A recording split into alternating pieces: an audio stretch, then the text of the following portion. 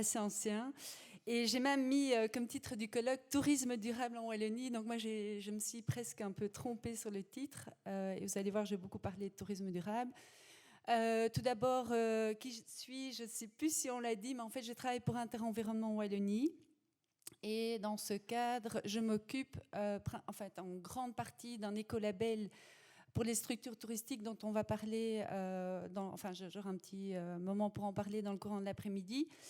Voilà, je suis autrice de plusieurs publications et je m'occupe de certains autres projets et notamment j'anime certains groupes sur des thématiques plus concrètes liées au tourisme durable. Et là, vous voyez donc le dossier que j'ai écrit il y a quelques années et qui fait que je suis ici en fait et sur lequel va en fait s'appuyer mon exposé. Donc je vais vous parler, alors j'ai beaucoup de choses à dire et je vais devoir être synthétique, d'autant que le temps, si j'ai bien compris, est très restreint. Donc d'abord un aperçu sur la définition du tourisme durable. Donc là, je vais devoir aller assez vite et en plus on en a déjà parlé en tout début de matinée.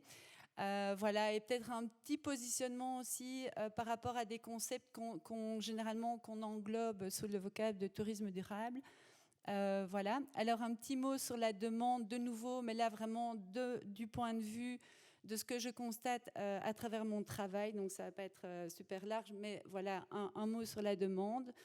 Et alors aussi quelques flashs sur ce que peuvent faire les acteurs privés et publics pour contribuer au développement d'un tourisme plus durable. Et là, vu que c'est un sujet énorme, je vais me focaliser sur certaines choses que moi j'ai trouvées intéressantes, étant donné mes réflexions et l'état actuel de mes réflexions.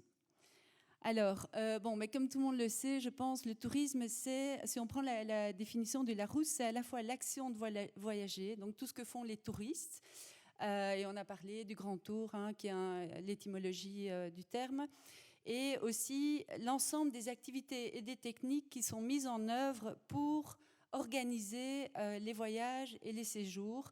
Et donc c'est un peu comme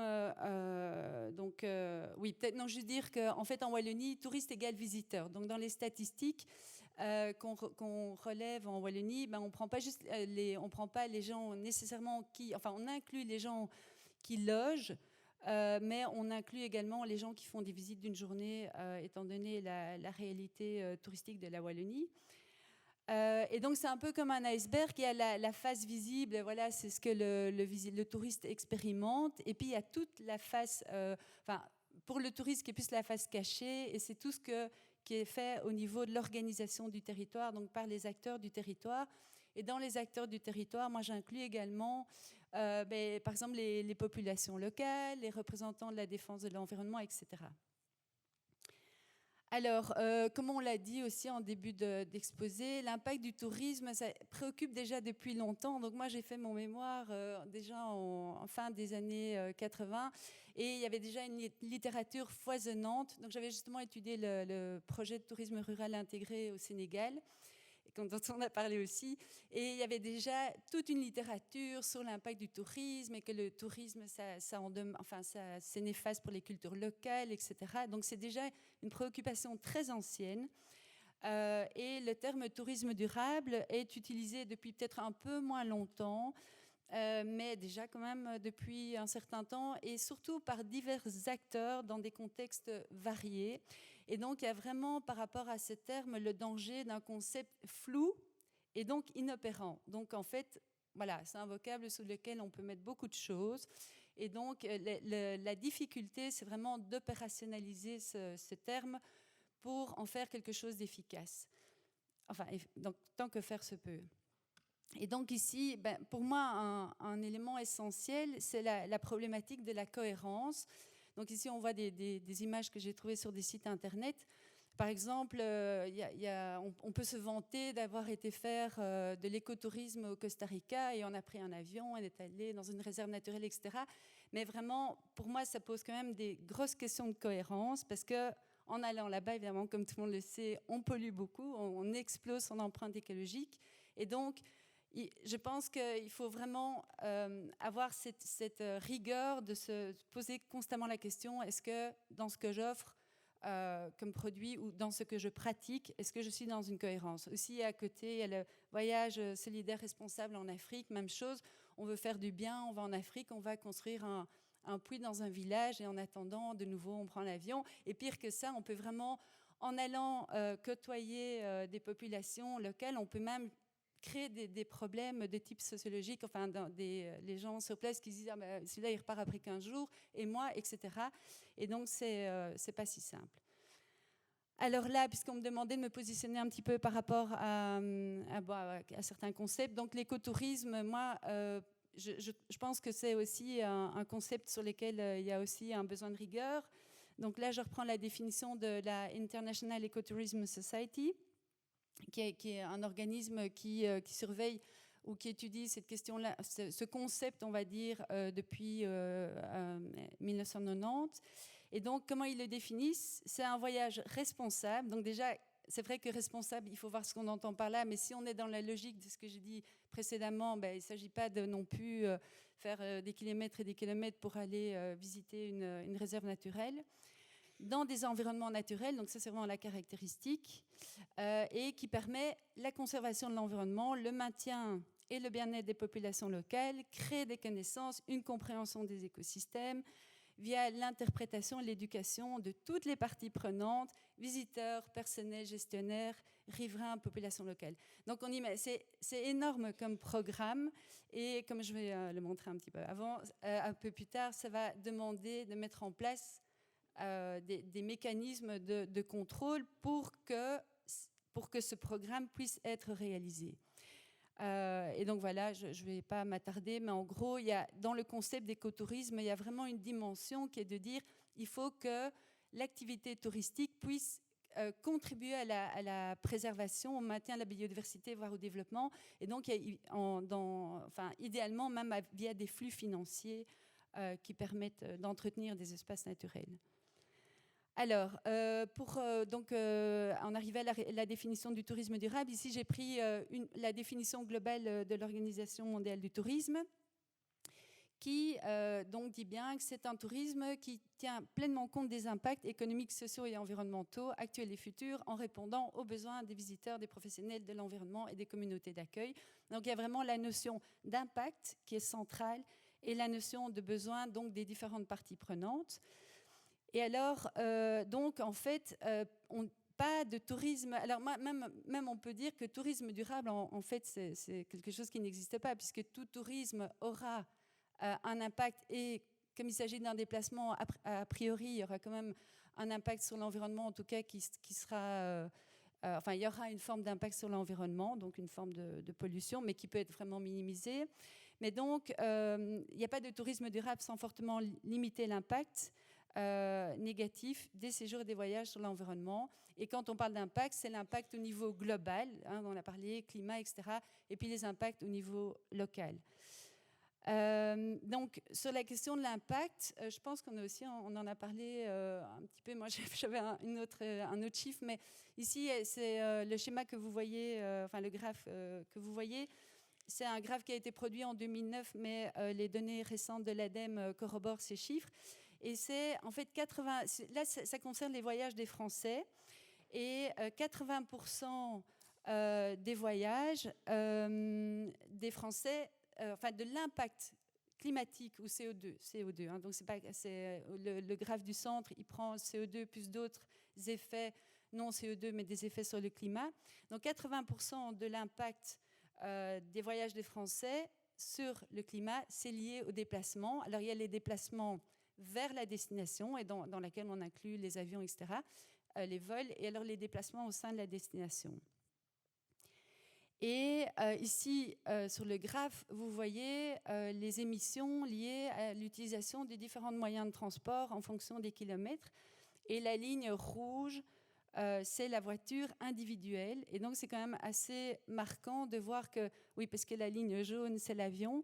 Et donc, la voiture individuelle est très polluante, en fait, et pollue même plus que l'avion, en tout cas à partir d'un certain nombre de kilomètres. Et donc, si on prend une voiture qui est bien remplie, avec 4 passagers, on reste quand même dans des niveaux de pollution importants au niveau climatique. Et alors au niveau évidemment local, il y a toute une série d'autres nuisances associées à la voiture. Et donc voilà, c'est essentiel de se dire, si on veut développer une destination durable, il faut vraiment prévoir des choses qui permettent aux touristes d'éviter de prendre leur voiture. Donc les transports en commun, le vélo. Et donc on a parlé beaucoup de l'aménagement du territoire, mais voilà, il y a aussi d'autres choses. Et aussi se poser les questions en tant que gestionnaire d'un site et d'une destination, c'est d'où viennent mes touristes, donc vis-à-vis de qui je vais faire de la promotion, qui est-ce que je vais essayer d'attirer, par quels moyens de transport ils viennent, quel est le taux d'occupation, comment se déplacent-ils sur place et combien de temps reste-t-il, puisqu'on a vu les tendances, c'est aussi depuis plus de 20 ans, c'est une accélération, en fait une augmentation du nombre de voyages et des voyages plus courts. Et donc, la durée de séjour est importante. Et dans les initiatives qui contribuent au développement d'un tourisme plus durable, toutes les initiatives qui permettent aux gens de découvrir plus en profondeur le territoire, de tout ce qui est la valorisation du petit patrimoine, etc., sont intéressantes à ce titre. Alors voilà, sur les impacts, là j'ai parlé plus focus climat, transport, mais il y a évidemment beaucoup d'autres impacts. Il y a notamment le fait d'abîmer les habitats naturels, de perturber la faune, etc., notamment via des aménagements dans des zones, par exemple en zone forestière, voilà, les paysages, la congestion, etc. Évidemment, il y a aussi des impacts positifs, comme on l'a mentionné aussi au début de la matinée. Alors, donc j'ai dit multiplicité des acteurs, ce qui rend les choses évidemment pas aisées. Et donc, c'est nouveau, c'est mentionné par l'OMT, chaque acteur a son rôle et ses responsabilités. Et ici, on cite les différents acteurs. Voilà. Et alors, donc, mais aussi, le tourisme durable, c'est une multiplicité de secteurs, parce que pour donner aux touristes l'occasion de vivre un séjour plus durable, il faut que les organisateurs des voyages et de la destination gèrent l'offre et gèrent une série de secteurs qui font partie de l'offre ou du produit. Et donc, par exemple, la mobilité, les aménagements en matière de mobilité, mais aussi tout ce qui concerne la gestion des déchets, la communication, l'agriculture. Pourquoi ? Pour pouvoir offrir une alimentation plus durable, etc. Les espaces naturels, etc. Voilà, donc ça c'était pour la partie impact. Je joue un peu au pas de course, mais il me reste plus que la moitié du temps. Et maintenant, par rapport à la demande, est-ce que c'est sexy ? Alors, moi, je m'appuie sur certaines données. Bon, on avait vu une étude de TUI en mars 2017 qui expliquait que les Belges, en fait, c'était 2/3 des Belges étaient prêts, et ça répond un peu, enfin, ça correspond un peu à ce qu'on a entendu au tout début. Hein. Donc, il y a beaucoup de chiffres qui sortent depuis des années. 70% des Français sont prêts à consommer durable, 2/3 des Belges sont prêts à consommer durable, etc. Même chose aux États-Unis. Et en fait, par contre, l'étude de TUI pointait vraiment le fait que sur ces gens qui étaient prédisposés à consommer durable, il n'y avait que 10% qui consommaient effectivement durable. Donc, par exemple, consommer durable, donc c'est aller dans un établissement écolabellisé, par exemple. Et pourquoi ? Parce que les gens pensaient que c'était plus cher et qu'ils ne savaient pas où trouver ces produits durables. Donc là, il y a vraiment aussi tout un travail de visibilité de l'offre durable et d'une offre qui est plus durable, comme je le disais.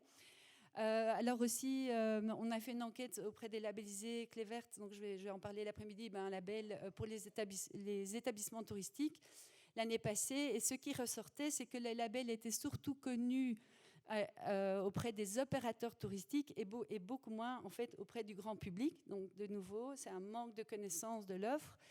Et par contre, ce qui est probablement un signal positif, c'est que des grands sites de réservation comme par exemple Booking.com, ils ont enfin mis un onglet voyage durable, enfin en tout cas dans leur moteur de recherche, les moyens de sélectionner des voyages durables.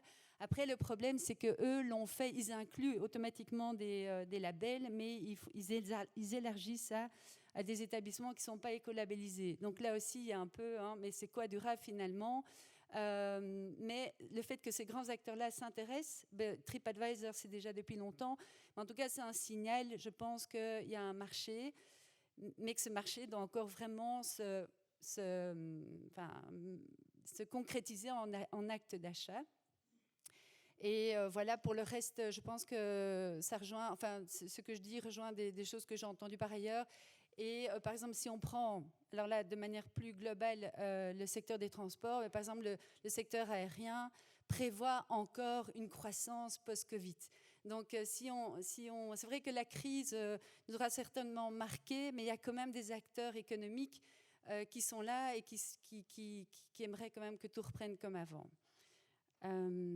Alors, par rapport à que peuvent faire les acteurs publics et privés pour contribuer au développement d'un tourisme plus durable, donc là, au niveau public, je vais plutôt me concentrer sur certaines actions du Commissariat général au tourisme et de Wallonie-Belgique Tourisme. D'ailleurs, je vois que des représentants sont dans la salle, donc pour les questions plus précises, il faudra peut-être les questionner.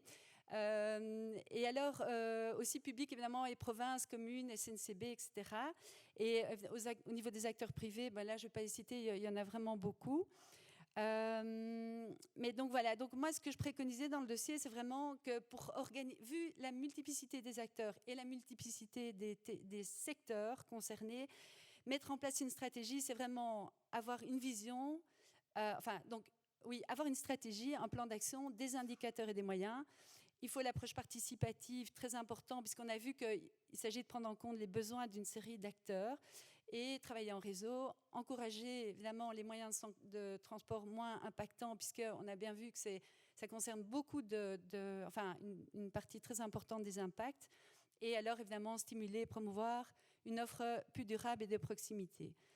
Donc ici, il y a une série de choses qui sont en cours. Déjà, même par rapport au moment où moi j'ai écrit mon dossier, on voit qu'il y a beaucoup de choses qui ont bougé, notamment au niveau du CGT et de WBT.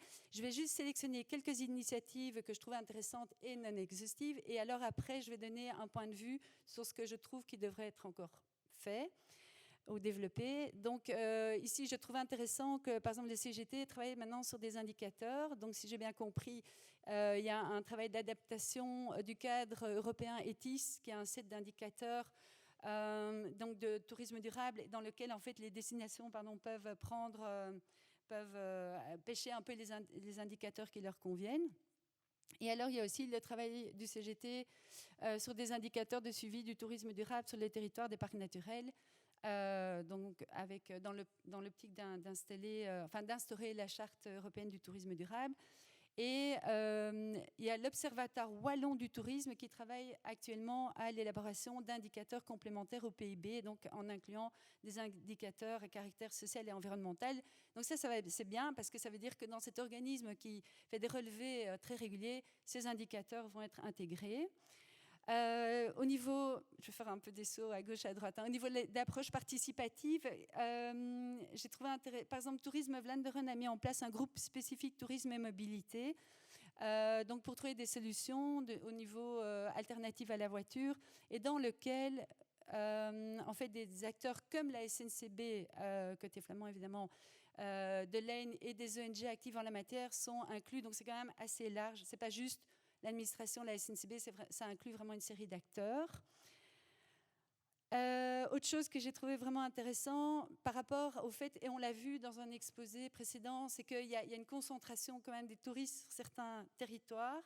Et on sait qu'il y a quand même un phénomène de tourisme de masse en Wallonie, même s'il est géographiquement assez limité. Donc, par exemple, le Tourisme Vlaanderen a, dans des villes plus fréquentées, organisé des enquêtes auprès de la population. Donc, eux, ils ont développé un questionnaire et les villes pouvaient l'utiliser vraiment pour intégrer, pour mieux connaître le ressenti des populations, intégrer les idées et les demandes. Et donc, ça, c'est des choses intéressantes, je pense, à faire au niveau même de certains villages qui sont très fréquentés. Ici, on voit la dynamique qui se met en place sur le fait d'encourager des moyens de transport moins impactants. Donc, il y a tout un travail qui est fait par WBT pour développer donc, des circuits sans voiture. Vous pourrez regarder ça plus en détail dans ma présentation. Et ce qui est intéressant avec ces circuits, donc 5 qui sont déjà réalisés et 6 qui sont en développement, c'est que en fait ils incluent donc évidemment une intermodalité, mais aussi des établissements écolabellisés dans la mesure du possible, des visites moins grand public et des produits locaux à tester. Et puis il y a aussi la route de l'UNESCO à vélo développée par WBT. Et WBT donc, fait aussi la promotion de circuits organisés par d'autres acteurs, des acteurs privés. Par rapport à une offre durable de proximité, le CGT soutient une série d'initiatives qui contribuent à ça, hein, le label Bienvenue Vélo, donc ça c'est mis en œuvre par le CGT, mais aussi le label Clé Verte, le soutien au label Accessi, il y a aussi le label Wallonie Destination Qualité, Tourisme pour tous, et la charte dont on a parlé. Il y a aussi l'implication dans le projet de création des parcs nationaux. Et alors ici, je suis plus sur le volet promotion. Donc il y a un onglet vacances éco-responsables sur les sites de WBT qui reprend une série d'items entre guillemets. Donc il y a les logements, les activités, le fait de manger plus local, les événements plus durables. Donc ça, c'est aussi une démarche intéressante pour visibiliser l'offre. Voilà. Mais alors parmi les choses que moi je trouve à développer et à renforcer, il me reste 3 minutes, ça tombe bien. 5 minutes, ok. Donc voilà, moi je pense que l'approche participative est vraiment importante, mais donc au niveau des indicateurs très clairement, donc en fait une fois que ce travail préliminaire par rapport aux indicateurs dont j'ai parlé est réalisé, je pense que c'est vraiment important d'inclure un panel d'acteurs qui représentent les différents besoins entre guillemets, pour valider, voire bonifier ces indicateurs et pour que ces indicateurs soient davantage adaptés. Parce que qui dit indicateur, en fait, c'est vraiment... les indicateurs, en fait, définissent vraiment le concept de tourisme durable et c'est vraiment important qu'au niveau de la destination, ce concept soit... qu'il y ait une appropriation de ce concept. C'est aussi important... je pense, de permettre à chacun de mesurer l'impact de ses choix en matière de tourisme et qu'à travers les sites officiels, il y a un vrai... en fait, que le tourisme durable soit même prévu plus largement que comme un produit, mais qui est vraiment une réflexion et que les touristes qui vont en Wallonie sachent, OK, si je réserve là, ben voilà, mon impact plus ou moins, ça va être ça. Si je veux prendre tel transport, ça va être, voilà, l'impact que je vais avoir, etc. Et je pense qu'il faut oser un discours là-dessus à travers des sites plus officiels. Et je ne dis pas que ce n'est pas dans les cartons, hein, mais voilà. Alors, je pense que les données qui sont relevées à travers les indicateurs et les données sur la demande doivent être diffusées à tous les acteurs du tourisme pour que chacun sache, voilà, c'est quoi la demande en matière de tourisme durable. On va s'orienter, les touristes durables, ils veulent quoi, ils veulent quel type de produits, etc. Et donc ça, c'est aussi important. Et alors sur la rubrique vacances éco-responsables de WBT, mais ça rejoint aussi un peu ce que... le fait, voilà, les considérations par rapport au fait de visibiliser l'offre. C'est important qu'il y ait des critères derrière ce qu'on nomme éco-responsable. Donc, je pense qu'il y a un projet en cours à ce niveau-là, mais en tout cas, de bien nommer les choses et d'expliquer ce qu'on entend sous ces vocables. Voilà. Et donc, en conclusion, beaucoup de choses sont mises en place quand même. Il y a beaucoup de choses qui bougent, mais voilà, il faut aller plus loin et je pense surtout il ne faut pas traîner parce que, comme je le disais, on en parle depuis vraiment longtemps et voilà, les choses sont assez lentes à se mettre en place. Par rapport même aux institutions, aux administrations dont j'ai parlé, c'est vraiment important que d'autres acteurs s'impliquent activement. Les communes, donc je sais qu'il y en a qui s'impliquent, mais les communes ont un rôle essentiel au niveau de l'aménagement du territoire. Et donc tout ce qui a trait aussi à la mobilité, tous les pistes cyclables, etc., donner un sentiment de sécurité aux touristes qui veulent voyager autrement. La SNCB pour la fréquence des trains, etc. Très important. Et alors, ma dernière slide, c'est pour dire qu'il ne faut pas traîner. Donc ça, c'est une vision de l'évolution des gaz à effet de serre, la progression depuis 1960 et jusqu'à maintenant. Et donc, on n'a plus trop le temps de tergiverser, il faut s'y mettre. Et on s'y met jamais encore plus.